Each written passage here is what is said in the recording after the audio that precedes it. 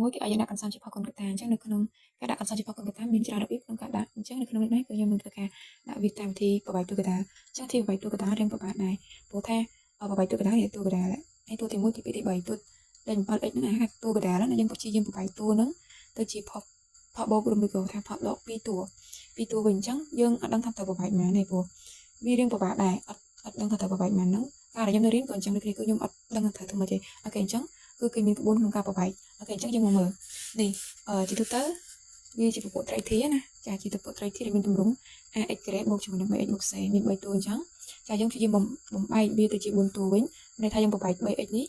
បំបែកតួកតាហ្នឹងគឺបំបែក 3x ទៅជា2តួគឺទៅជា 2x បូកជាមួយនឹង 2x ax ក្រេជាមួយនឹង c ហ្នឹងគឺនៅដដែលតែយើងព្យាយាមបំបែក 3x ហ្នឹងទៅជា 2x បូកជាមួយនឹង 2x តើបែក 2x និង 2x ហ្នឹងមិនទៅអញ្ចឹងយើងត្រូវរក p ហើយនឹងរកគុយយើងត្រូវរក p និងគុយ p និងគុយហ្នឹងគឺជាចំនួនដែលបានដល់ពេល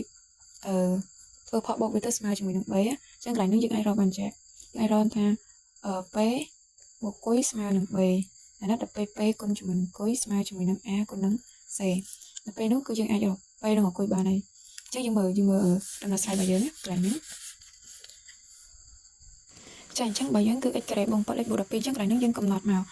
ថា a ស្មើប៉ុន្មាន b ស្មើប៉ុន្មាន c ស្មើប៉ុន្មានអញ្ចឹងនេះយើងផ្ទឹមស្មើកន្សោមពេជ្រកណិតរបស់យើងនៅថាវាជាភូធាហ្នឹងឲ្យទៅជាមួយនឹងនេះហើយជាត្រីធាជាមួយនឹងកន្សោមរបស់យើងហ្នឹងត្រីធាដូចគ្នាផ្ទឹមមកa របស់យើងជាមួយគុណរបស់ x ការ៉េអញ្ចឹងកន្លែងនេះវាគុណ x ការ៉េហ្នឹងអត់សរសេរហ្នឹងមិនមែន0ទេគឺលេខ1ណា1អញ្ចឹងមានថាកន្លែងហ្នឹងគឺយើងទាញបាន a ស្មើ1 b យើងគឺស្មើប៉ុន្មាន b យើងគឺជាតម្លៃមេគុណរបស់ x អញ្ចឹងសញ្ញាបូកដែរអញ្ចឹងមានថា b យើងគឺស្មើនឹង b យើងស្មើ7ណាចា c ស្មើប៉ុន្មាន c គឺស្មើជាមួយនឹង10 12វាជាចំនួនថេ c គឺជាចំនួនថេវាជាប់ជាមួយនឹងតម្លៃអាញាទេអញ្ចឹងកន្លែងហ្នឹងគឺយើងអាចរក a រក b រក c បានហើយតើមកយើងមកគិត p បូកគុយស្មើនឹង b អញ្ចឹងមានថា p បូកគុយត្រូវស្មើនឹងលេខ7ហើយដល់ពេល p គុណជាមួយនឹងគុយហ្នឹងគឺស្មើជាមួយនឹង a គុណនឹង c យើង1គុណនឹង12បាន12អញ្ចឹងកន្លែងនេះផលគុណរបស់វាស្មើ12ហើយផលបូកវាស្មើ7អញ្ចឹងយើងគិតមើលតែចំនួនណាដែលវាមានផលគុណស្មើនឹង12ហើយផលបូកវាស្មើ12អញ្ចឹងដើម្បីងាយគឺយើងអាចប្រវាយអា12នេះជាផលគុណតិចសិនណា12ហ្នឹងវាអាចបាន2គុណនឹង6មែនទេ2គុណនឹង6ដល់ពេល12នឹងទៀតសោតក៏វាស្មើជាមួយនឹង4គុណនឹង3ហើយមួយទៀតគឺ12គុណជាមួយនឹង1វាមានតែ3ហ្នឹងទេបន្តមកទៀតយើងមើលថាតើអាលេខណាដែលគូណាដែលវាបូកចូលគ្នាទៅស្មើ7អញ្ចឹងវាមានន័យ2បូក6 8អត់យកតែ4បូក3មិន7មែនទេអញ្ចឹងអានោះមកន័យថាយក3បូក4អញ្ចឹងដល់មកពេលស្មើ3គួយស្មើ4ចឹងទៅឬក៏យើងអាចថាយកពេលស្មើ4គួយស្មើ3ក៏បានដែរពីរហ្នឹងអាចប្រច្រាស់គ្នាបានអញ្ចឹងកន្លែងនោះយើងសរសេរបានគឺជានេះពេលកុក px បូកជាមួយនឹងគុយ x អញ្ចឹងដោយសារតែពេលយើងស្មើនឹង3គុយយើងស្មើ4យើងអាចសេបានមិននេះទៅជា x ការ៉េនៅដដែលបូកជាមួយនឹងចាpx យើងទៅជា 3x ចឹងទៅ 3x បូកជាមួយនឹង 4x ហើយបូកជាមួយនឹង12ណាអញ្ចឹងបូកជាមួយនឹង12ចឹងវាស្មើដើមវិញហើយ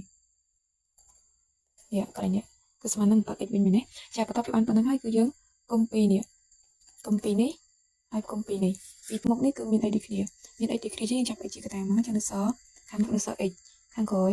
នៅស3ណាបូកជាមួយនឹងពីតួក្រោយនេះគឺយើងមាន4យើងអាចចាប់4ជាកតារួមព្រោះនេះមាន x នេះអត់ x ទេតែមានលេខវាចែកដល់លេខ4ដូចគ្នាយើងចាប់4ជាកតាមកចឹងនៅស x អានេះចែកនឹង4នៅស3អូខេបន្ទាប់មកយើងមាន x បូក3ជាកតារួមចាប់ x បូក3ជាកតារួមបន្តទៀតចឹងនៅសខាងមុខស x ខាងក្រោយនៅស4អូខេអញ្ចឹងអាហ្នឹងប្រហែលទៅកតា1កខក៏ធ្វើដូចគ្នាចឹងដែរតោះយើងមើលខមួយទៀតចាអញ្ចឹងយើងមកមើលខក៏ដូចគ្នាយើងត្រូវរក a រក b រក c អញ្ចឹងមានថា a ស្មើប៉ុន្មានកន្លែងហ្នឹង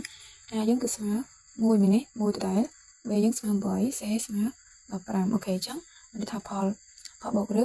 ផលបូករវាង p និងគុយ p បូកគុយយើងស្មើប៉ុន្មានចា p បូកគុយយើងស្មើប៉ុន្មានគឺស្មើជាមួយនឹង b គឺលេខ8មែនទេដល់ p គុណនឹងគុយគឺស្មើនឹង a គុណនឹង c គឺ a គុណនឹង c គឺយក1គុណនឹង15បាន15ហើយយើងគិតទៀតមក15នេះវាអាចស្មើនឹង3គុណនឹង5ឬក៏15គុណនឹង1មែនទេមានតែ2ហ្នឹងទេហើយ8នេះគឺវាមានតែស្មើជាមួយនឹងនេះ3បូក5ហ្នឹងមក8វាមិនមែនមានតែ3បូក5វាមានលេខផ្សេងប៉ុន្តែយើងយកឲ្យត្រូវគ្នាណា3បូក5គឺ8ដូចគ្នាបន្ទាប់មកយើងបដូរនេះមកទៅជាមែនប្របែកកន្លែង 3x ហ្នឹងទៅជា 3x បូក 5x ចឹងមកហើយកន្លែងហ្នឹងយើងអាចប្រច្រាស់បានកន្លែងហ្នឹងយើងដាក់គុយ x មក 3x ទៅក្រោយក៏បានដែរចាប់ចុងក្រោយមកចាប់បានជាកតារួមបានចាប់កតារួមបានដូចគ្នាអញ្ចឹងយើងបាន x ការ៉េបូកជាមួយនឹងកន្លែង 3x យើងបដូរទៅជាមែន 3x បូកជាមួយនឹង 5x វិញណាហើយបូកជាមួយនឹង15អូខេបន្ទាប់មកយើងកុំ2មកនេះ2ក្រោយនេះអូខេអញ្ចឹងខាងមុខគឺមានអីដូចគ្នាមាន x អញ្ចឹងចាប់ x ជាកតាអានេះនៅសល់ x បូក3ខាងក្រោយ យើងចាប់5ណាបញ្ចុច5ចិត្តឲ្យនឹង5ដូចគ្នាចាប់5ជាកតាមកចំណុចសល់ x បូកមែន x បូក3ណាអញ្ចឹងយើងចាប់ x បូក3ជាកតាមកតទៀតណាអញ្ចឹងខាងមុខសល់ x ខាងក្រោយសល់5អូខេអញ្ចឹងសម្រាប់យើងប៉ុណ្ណាអូខេអញ្ចឹងសកលយើងយកទៅរៀនធ្វើទៅចាអញ្ចឹងវីដេអូយើងមានប៉ុណ្ណឹងហើយនឹងមានតទៀតករណីដែលវាមានសញ្ញាល្អអីអញ្ចឹងណាចាអញ្ចឹងយើងមានវីដេអូបន្ត